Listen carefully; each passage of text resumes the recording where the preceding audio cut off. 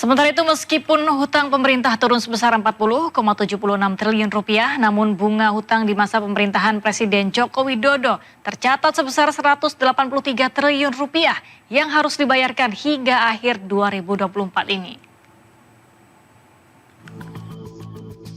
Jelang berakhirnya pemerintahan Presiden Joko Widodo, Kementerian Keuangan mencatat jumlah utang pemerintah mengalami penurunan sebesar 40,76 triliun rupiah. Namun pemerintahan Presiden Jokowi berpotensi memberikan warisan bunga utang sebesar 183 triliun rupiah kepada pemerintahan Presiden terpilih Prabowo Subianto.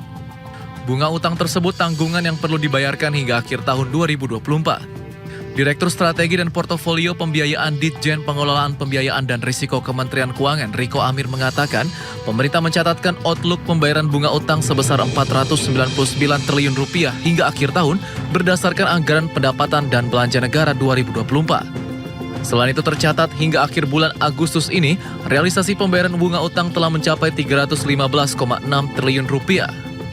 Hal itu artinya pemerintah masih harus membayar sisa bunga utang sebesar 183 triliun rupiah untuk mencapai target. Di sisi lain, pemerintahan Jokowi sendiri akan berakhir pada 20 Oktober mendatang.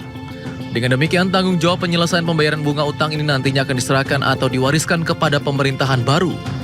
Sementara itu, untuk tahun depan, pemerintahan Prabowo diperkirakan akan membayar sebesar 552,9 triliun rupiah bunga utang sesuai yang tertuang di APBN 2025.